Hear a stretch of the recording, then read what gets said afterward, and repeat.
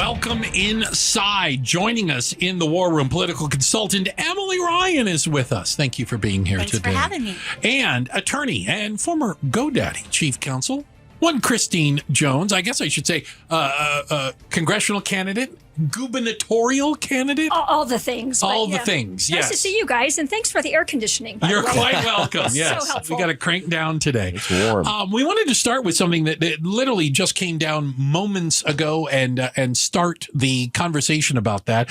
By the way, a court that I didn't even know existed until a few minutes ago, the U.S. Court of International Trade.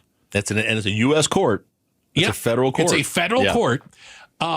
Blocked Trump's tariffs, saying he does not have authority under the economic emergency legislation to impose global tariffs. So it blocked almost all of the tariffs that you've heard about. Now, having said that, I admit, and this is our business, I have the foggiest idea what tariffs are in effect, out of effect, on pause, coming back. I don't know how anybody can keep track of this. Is there a flow chart somewhere? Is there a spreadsheet? I honestly don't know. The key now is to game the system. So when Trump says, I'm raising the tariff to 50% and the stocks go down, buy on the dip. Right. And then, because he's gonna chicken out and bring it back later, and you'll make some money. Trump always chickens out. That's Taco. Yeah.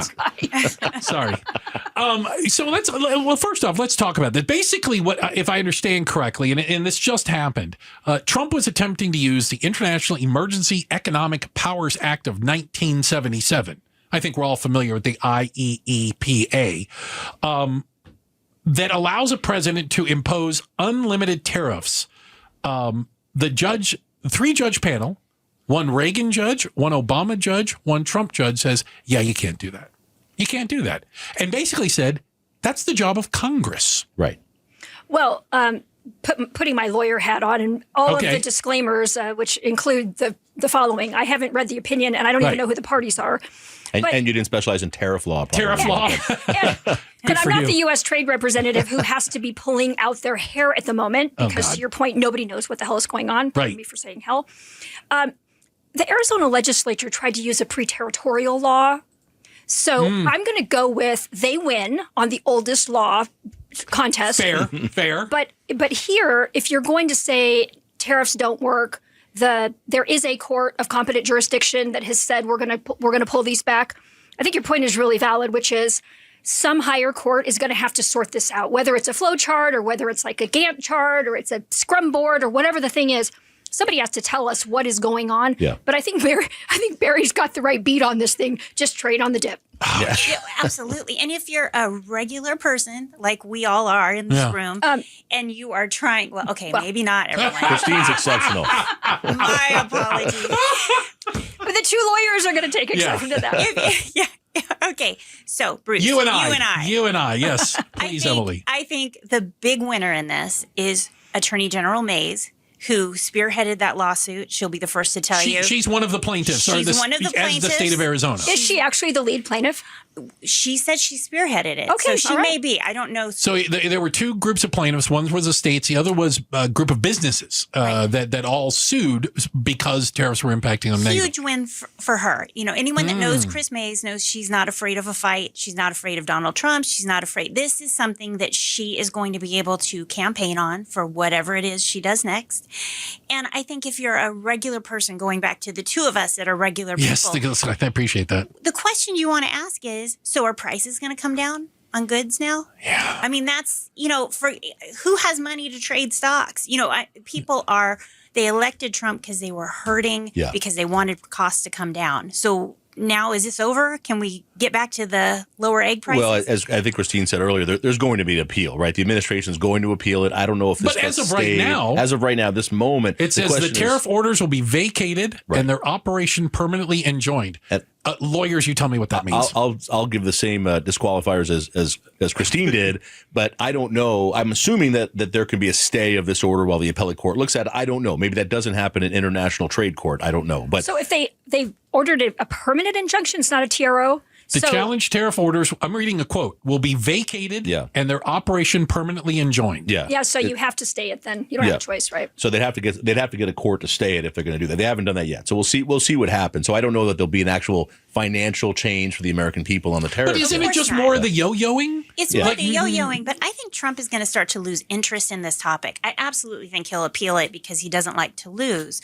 But this tariff thing has been a lot more complicated than he thought it was going to be. You're right, and it's a loser for him because if you think about it, he announced 4 weeks ago, that he had 200 trade deals already ready to go. They were locked and loaded. We haven't seen one. Turned out not they to announced be. they announced the one with Great Britain. There is no deal. It was a detail. What do they call those? A deal point, a deal memo. I mean, and even that. It's a concept of a plan. Yes, Or like exactly. a memorandum of understanding or Yes. something. So there's nothing there. So he's not getting the wins. He's not negotiating these big wins that he thinks he was going to get, that Europe wasn't giving him what he wanted. That's why he said the 50%, which he's now dropped back down again until July. He's not winning any of this. And at some point, it makes him look weak. He got so upset today when someone said that he chickened out of the tariffs. He He got keeps mad. backing down on tariffs. He doesn't want that to be the brand. Well, every time he backs down on tariffs, the stock market goes up. Every time he announces more tariffs, the stock market goes down. It seems to me that it's pretty clear how at least the stock market sees this, how businesses see this. It's not a mystery, good. right? But the argument he has said is it's a temporary pain to bring these people, these other countries, our enemies, to their knees. And it's a negotiating strategy. Don't worry. It's not going to last forever. And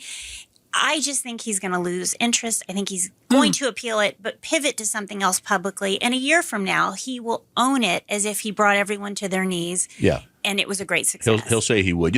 And you may be right, because it's the same thing we're seeing with Russia and Ukraine right now, where Trump is basically telling his people, let's get out of this. And he's saying it publicly. This is Biden's war. It's Putin's war. It's Ukraine's war. It's not mine. It's not my war. And he just wants to walk away. He thought he'd come in 24 hours and save the world. That's not happening. You're not joking. And now he wants to leave. He literally says, I will end this war in 24 hours. He really did say that. Yeah. By the way, we're at 129 days. And the quote was, this is Zelensky, Putin, and Biden's war. Yeah.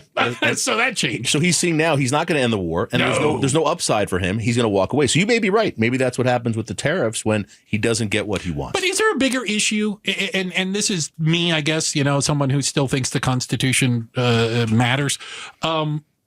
This is the job of Congress.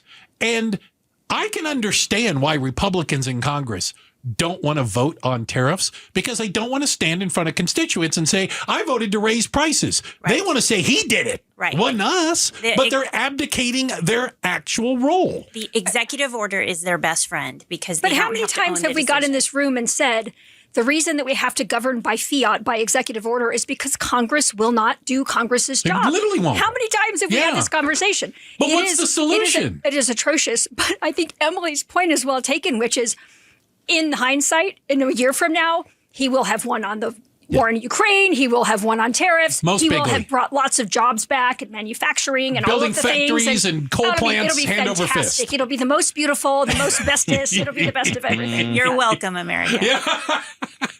Yes. And I don't even take a salary for it. Thank me. It's amazing. Inside the war room, we've got, well, my goodness, let's just say attorney and all-around awesome person, Christine Jones, and political consultant, Emily Ryan.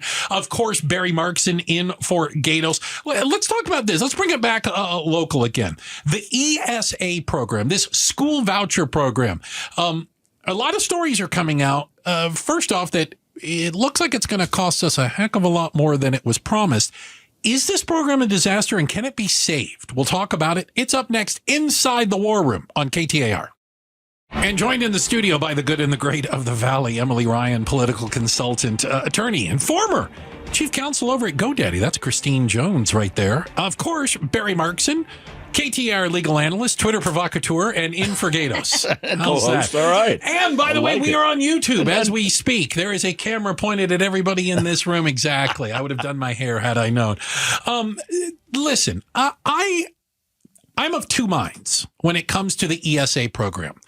I can acknowledge and understand that there is a problem in public education, and some parents and or students feel stuck going to schools that are underperforming. They're not getting the level of education that they deserve and maybe that they're paying for. But what we're finding out with the ESA program is maybe this wasn't the way to go about it. Can this program be saved from the, we're hearing now, possible $1 billion cost that it's going to be to the state of Arizona? Well, yes. The short answer is yes. Okay. Obviously, if we thought it was going to be 100 or 150 and it's now 10x of that, we have to probably get it under I think control. Ducey said $65 million. Okay. Missed it by this much. Don't tempt me. Yes, okay. fair enough. It's too easy. But, okay, so if the numbers are that outrageously out of line, yes, we have to get it under control. But it also says something really important, which is if there are people who are taking advantage of this to the extent of $1 billion, and we have so few problems with it that we're literally talking about a cello being purchased, like that's the most egregious thing, or a Peloton bike or something like that. And by the way, we've looked pretty carefully at some of these numbers, and the bad stuff is really minimal. The fraud, you mean? The fraud. Yeah, okay, which by the way, Superintendent Horn has been focused on significantly since the very beginning. It says something better or worse, I guess, about the entire system, right? To your point, which is why do I have to go get a voucher to pay for school or buy a school online for my kid? Why can't I just send my kid down to the neighborhood school? What is going on with that? Well, and there are problems on the other side of that as well, because there are lots of reports of parents who have a legitimate claim to a voucher, and it's taking months and months to get things approved and paid. So the system is failing people, not only with the fraud, but with people. The ones who deserve it. Because when the legislature passed a law, they didn't put money in to have staff to monitor this and bring in applications. They didn't put staff in to make sure there wasn't fraud or to actually look through stuff. They just said, we're going to do it, and it won't cost anything. What bothers me more about this than anything is that, and it's changing over time, but still the majority of the money is going to people whose kids were already in private school. You're taking money out of our tax dollars, whether you think it's taking out of the public school system or not, and you're giving it to people who are wealthy enough to pay for their kids to go to private school, and you're just giving them the money. To that point, Barry, I think I saw a statistic said I think it's 40% of people who receive ESA vouchers, their kids were already not going to a public school. It's becoming so less now we and just less. took the money out of the school. More people are going now, but the other thing that we're seeing now is that a lot of private schools are being set up. Before we had private schools that were legitimate private schools. We had the Brophies and the ones we all know their names, and it was good. Now you have people, some of whom I'm sure are very nice and good and quality people, and others are just charlatans who are seeing a money grab. They get to open a school and get private money vouchers, and we're seeing more and more of that where kids aren't going to be really taught enough. I mean, I'm concerned about that part of it as well, because there's nothing with public schools. We do testing. There's all this oversight to make sure what's being taught is right and kids are learning and things like that. And that doesn't exist with private schools. So we're putting all the state money in. We're basically creating a situation where private schools are just part of our state school system, like public schools and charter schools and now this, but they don't have to. They don't have to play by the same rules. And they don't have to bring in all the same people. They don't have to. They don't have to offer special needs. Special ed. They don't, special education. They want to be able to say those kids get to go to the public school sports. I mean, there's a lot of issues to deal with. And as an Arizona taxpayer, I don't mind the idea of my tax dollars going to education and supporting children. Do I want to send Barry's kids to private school? Right. Maybe not. I don't know. I like Barry. What's wrong with Barry's kids? But I feel like Barry's capable of taking care of his own family. Right. So I think when you get down to the voter expects something different. This is not what we had. Is a means test of some way, shape, or form? Should there be an income level that you make $1 million a year, you're not going to get tax dollars to send your kid to private school? The legislature didn't want to do that. Obviously, Ducey didn't want to do that. Obviously didn't, but I'm saying, would that be part of a fix? I mean, I guess it could be. That would be the answer to me. But you're taking things away that you've given to people, so it's going to be interesting. It's too hard to take back. And by the way, you said most of the dollars are going to. But I heard you say 40%. 45%. It's shifting because now we're up to $1 billion. So as more and more people are getting in the system, less of them. That's real data. Yes, that's okay. It used to be 76% or even more had already been in private school. But as to your point about the means testing, right? So I guess this is the question about taxation always, right? Is there a fairness? Is there a level, sort of setting that makes sense? But the broader question shouldn't be how much money do you make? Okay. The broader question shouldn't be did you pay a lot of money into the tax system so that kids can go to school? The broader question should be is $15,000 or whatever the number is that you get off an ESA. $7,500. $7,500. more than one kid. Is it enough to make a difference if your public school is not meeting the need for your child, right? And by the way, I think you have to fact check yourself on you don't have to have SPED kids, you don't have to have ESL or any of those other things.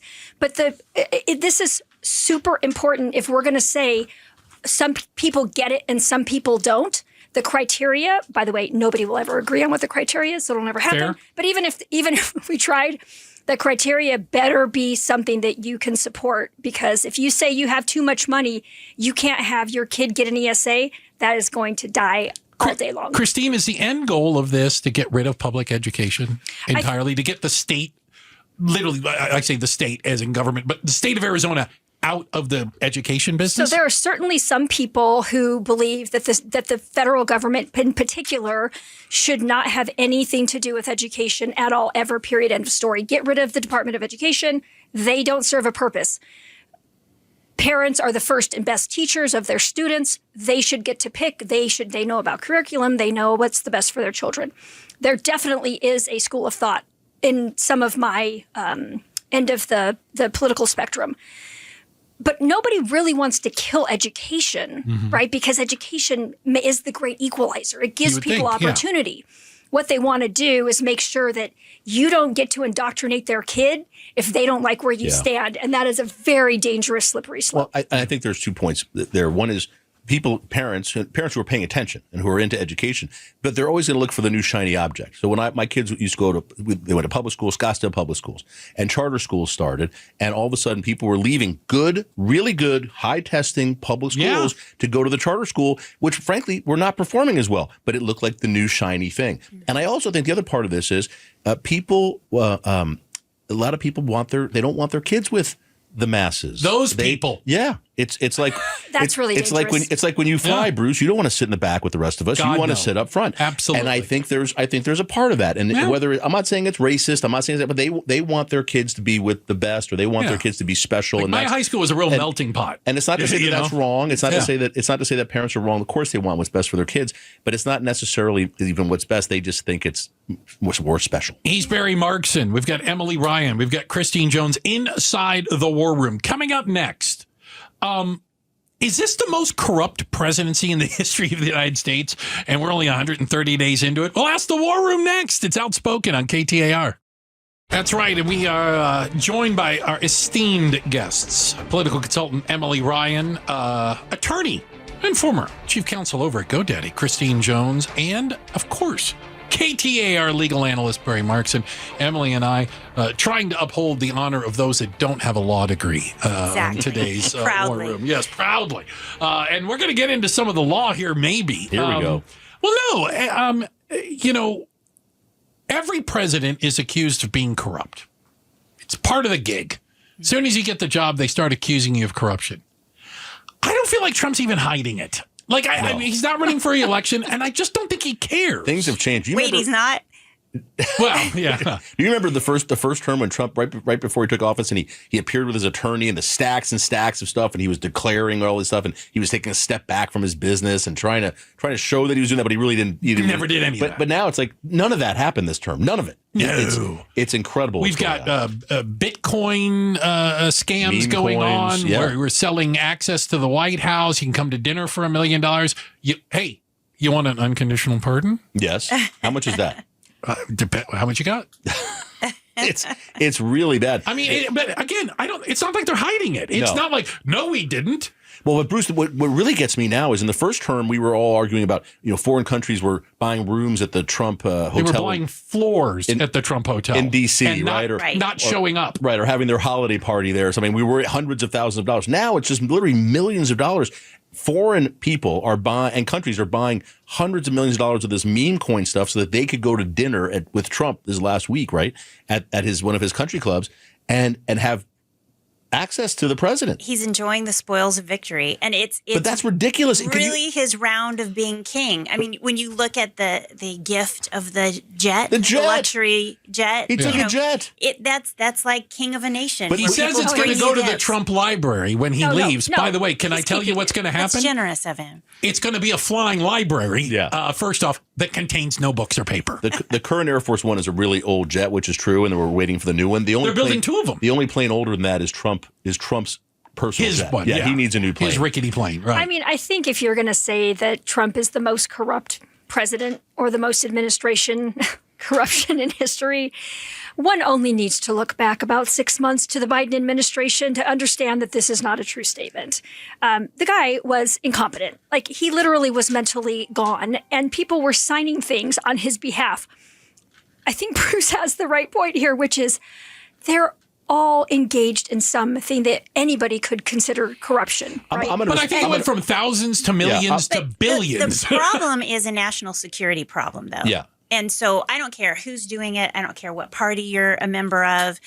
This flaunting of goods and gifts, it's a national security problem. And that's why it's frowned upon. That's why it's illegal. The emoluments clause. I'm gonna push back a little bit with Christine respectfully, because it's not the same. And when people say this all the time, that it happens, every politician does stuff, not like this. I mean, you people were saying it's the Biden crime family because Hunter Biden was on a board of a Ukrainian company and making $1 million. Which is ridiculous. Trump's kids have made money off of him being every president's kids have made money. Okay, we can say that's everywhere. Jimmy Carter's brother was selling beer. This is different. A country that Trump himself 5 years ago said was completely corrupt. Talking about the country that just gave him the plane. Yeah, it was saying that we shouldn't have business with them. We shouldn't do anything. Just lambasting them, and now he's taking the plane. He loves them because of that. He literally just pardoned two people because he received millions of dollars in campaign donations from their family, including the Chrisleys, whatever their name is, the reality TV. Yeah, people, I mean, he pardoned one, the son of one of his big campaign fundraisers, who had just pled guilty and also owed $4.4 million in restitution to people whose money he stole from their retirement accounts, and Trump pardoned him so he doesn't have to pay the money back. Forget the jail time. It's unbelievable how direct the corruption is now. He's not even hiding it. And where are the Republicans? Where's James Comer, the guy in the Congress who was talking about Biden being corrupt every single day and Hunter Biden and all this stuff? Where's that guy? Why is this okay? Well, I think corruption and politics go hand in hand. Fair. And that's always been the case. I'm going to go back to national security. What spyware is embedded in that plane? We can't use that as Air Force One. Well, you say national security. I look at it from this standpoint. Nobody gives you a $400 million plane and doesn't expect something in return. Amen. All right? Nobody promises you Trump Tower Riyadh and doesn't get something in return. They are all doing it to get favors from him, not favors from that benefit the United States of America, favors that benefit him. And how many humble foreign presidents can you name that went on to live a very humble life? Their children are very... Okay, so assume for purposes of discussion, since I'm way outnumbered here, that it is the single most corrupt administration in the history of mankind. Well, only 130 days in. We got time. Don't worry. So what? It's going to get worse. So what are we going to do? Assume it gets worse. Yeah, Assume it gets a lot worse, okay? Congress has oversight. What are we going to do? No, Barry. They don't? Congress doesn't do Congress's job. No, they We don't. have sat in this room 1,000 times and had that exact conversation. What are we doing? Nothing's going to happen. This is our fault. Yeah. Right? This isn't Trump's fault. This isn't Biden's fault. This isn't their family's fault. This is our fault. What are we going to do about it? Because if Joe Biden is incompetent mentis, he literally cannot get out of bed in the morning by himself, and he's having things signed by people with an auto pen, and Trump is taking $400 million gifts from Qatar, the housing for... It's bad. By the way, one of the single worst terrorist organizations in the known universe. What are we doing? Yeah. Right. Neither one of them is the worst. They're all bad. Right. Fair. Well, again, they're all bad, but there's degrees of bad. That's all I'm trying to say. Can we acknowledge this? No, there are degrees. No. You can say everybody's a criminal, but if I shoplift or I murder somebody, those are two different things. There's degrees of corruption. Well, but I would look at it like, can we acknowledge like the pardon?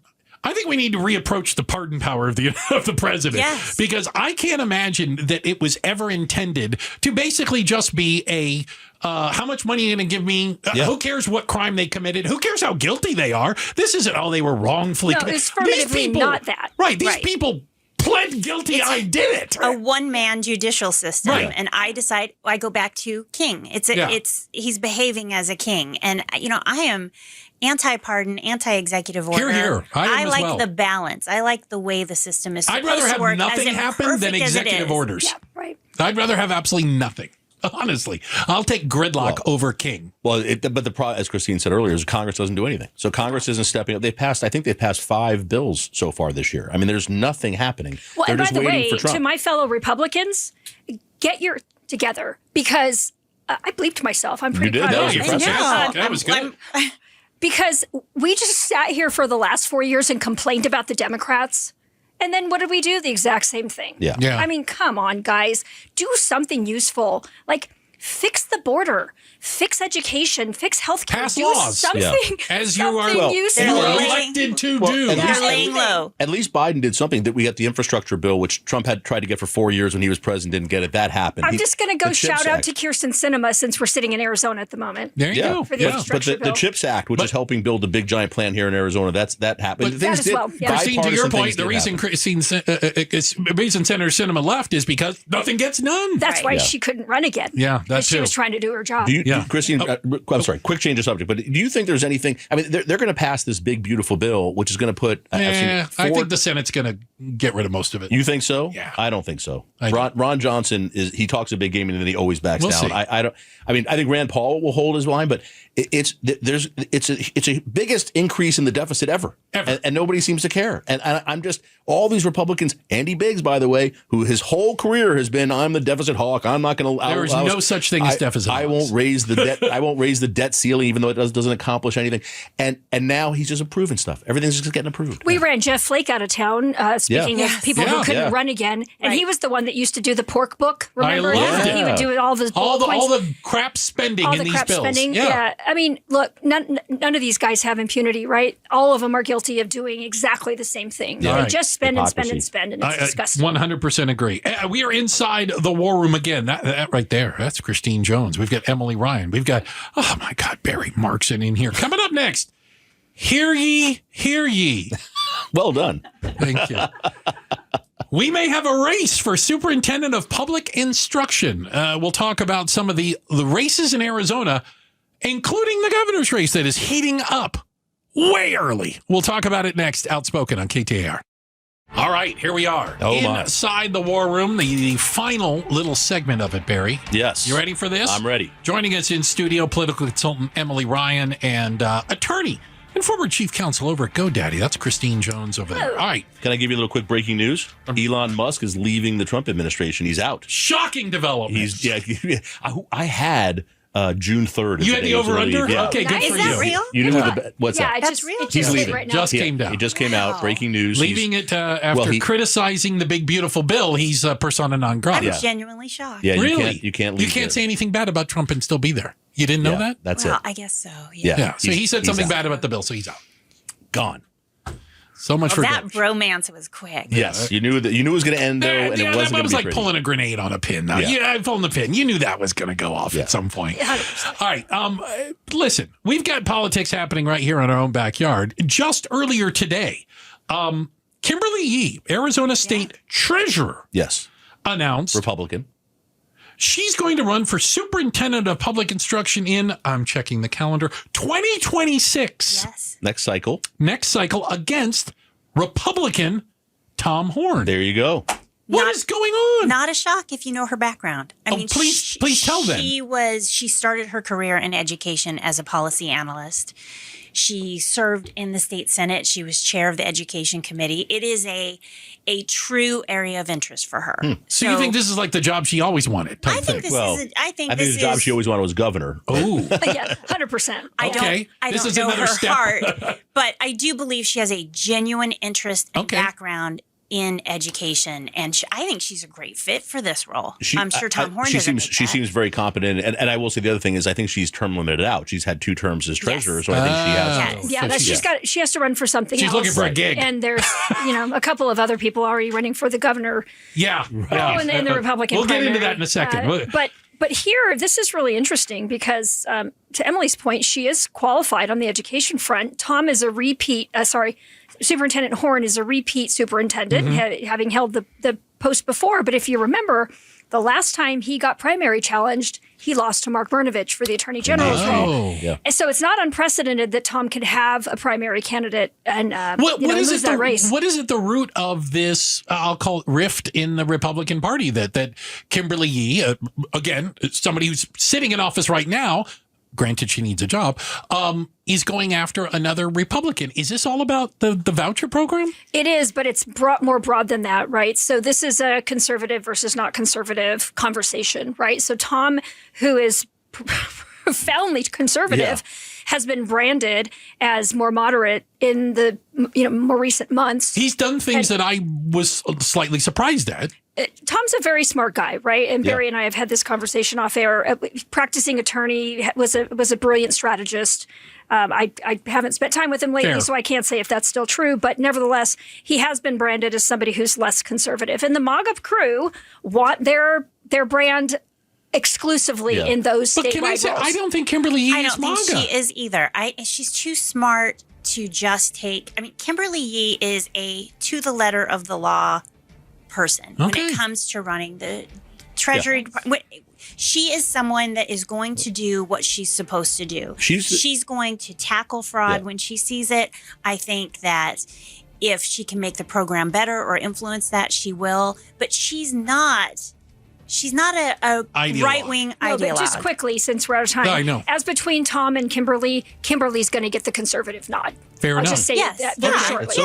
Which will benefit her. You're right. Yeah. Interesting. I think her brand, we were talking about brand, I think her brand is competence. Yeah, I agree. That's what I think of when I think of her. Great family story, too. Wait till you hear. Yeah. Thank you so much, Emily and Christine. Thank you for being inside the war room. We really appreciate you coming in with us. Barry, no, you don't get to go anywhere. Okay, you got to stick around, buddy. Hour number 3. A lot of people call it the best hour, Barry. And we're going to start it off.